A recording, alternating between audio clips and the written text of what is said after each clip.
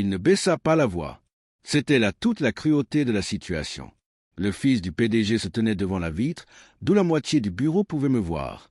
Sa cravate était dénouée, son sourire narquois accentué par le sentiment de droit acquis. « Tu es fini ici », dit-il assez fort pour résonner dans toute la salle. Les incompétents n'ont pas leur place dans cette entreprise. Ma poitrine se serra, non pas de honte, mais de retenue.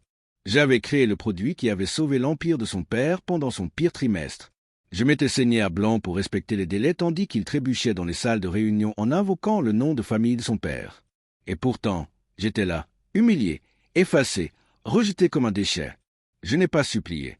Je n'ai pas discuté. Je me suis juste retourné, j'ai rassemblé mes affaires, je suis sorti. C'est là que je l'ai vu. À la table voisine, dans le café d'en face, un homme était assis à observer. Pas seulement à observer, à étudier. Sa présence était délibérée, comme s'il avait attendu que la scène se déroule. Un investisseur milliardaire connu de tous ceux qui suivaient l'actualité économique. Il inclina son verre, les yeux rivés sur moi. Les incompétents ne construisent pas ce que vous construisez. Sa voix était calme, tranchante comme un rasoir. Rendez-vous demain, 9 heures. Je vous montrerai comment mettre fin à son empire. J'ai à peine dormi cette nuit-là. Mon esprit repassait en boucle l'instant de la trahison. Pas les mots. C'était facile. C'était les applaudissements dans les yeux du fils, la satisfaction de mon humiliation. Il avait apprécié. C'était le péché impardonnable. Autrefois, il avait eu besoin de moi. Je me souviens de notre première rencontre, tout juste diplômé, ignorant les rouages de l'entreprise dont il hériterait. Il comptait sur moi pour obtenir des réponses. Je lui ai appris la différence entre un rêve et un résultat. Il me remerciait alors, son arrogance dissimulée. Mais le pouvoir se gâte plus vite que les fruits au soleil. Tout a commencé par des réunions manquées, des approbations bâclées, une obsession croissante pour son image plutôt que pour la survie de l'entreprise. Je l'ai trop souvent couvert. Je pensais que la loyauté me protégerait. Les signes se sont intensifiés. Mon nom a été retiré des rapports de projet.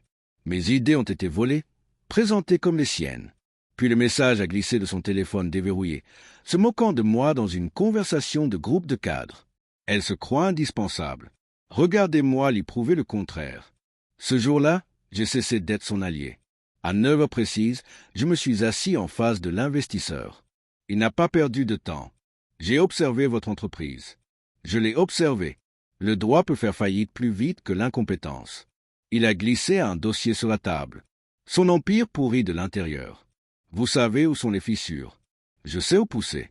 Dans le dossier, il y avait des chiffres. Des chiffres réels, des dettes cachées derrière une comptabilité fictive. Des contrats, il avait tâtonné, des partenariats qui ne tenaient qu'à un fil, une faiblesse déguisée en force. Mes mains n'ont pas tremblé lorsque j'ai touché les papiers. Elles se sont stabilisées. Pourquoi moi? Ai-je demandé. Parce que vous avez construit la seule partie de son empire qui vaille la peine d'être sauvée, et parce que vous voulez sa chute. Il avait raison. Je suis reparti de cette réunion avec un plan. Ni un fantasme, ni une vengeance dictée par l'émotion, mais un plan directeur. La première étape a été le silence. Le silence engendre le doute. J'ai disparu de la presse spécialisée, des réseaux sociaux, des murmures. On a commencé à se demander « Où est-elle passée ?» La deuxième étape a été de murmurer à mon tour. J'ai contacté clients, partenaires, fournisseurs. Pas pour me plaindre. Non, ce serait de l'amertume. Je n'ai posé que des questions subtiles. Avez-vous remarqué des retards de paiement? Comment s'est passée la communication? Chaque question a semé le doute. La troisième étape a été le positionnement.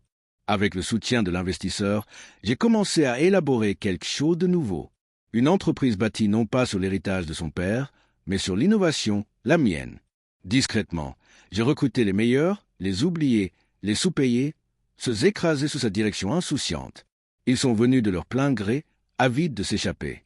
Les failles se sont creusées plus vite que prévu. Des contrats lui ont glissé entre les doigts.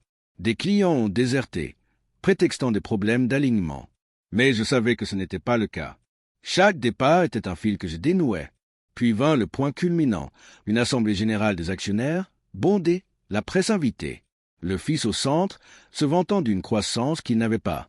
Ses paroles glissèrent à travers la salle comme de l'huile, glissante et vide. J'étais assis au fond, invisible. L'investisseur se tenait calme, maître de lui. « Vous avez menti, dit-il. » Il révéla les dettes cachées, les contrats en faillite, la vérité derrière la façade polie. Un à un, les actionnaires se retournèrent. Le visage du fils se vida. Il balbutia, cherchant des excuses. Puis il me vit. Je ne parlais pas. Je n'en avais pas besoin. Le silence entre nous était plus pesant que n'importe quelle accusation. Il comprit. Ce n'était pas un effondrement fortuit. C'était une orchestration. Le conseil d'administration vota dans l'heure. Il fut déchu de son autorité.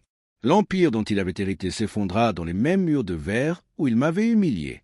Plus tard, lorsque la réunion prit fin et que la foule se dispersa, je le croisai dans le couloir. Son regard était hagard, scrutateur, cherchant désespérément un coupable. « Toi » murmura-t-il.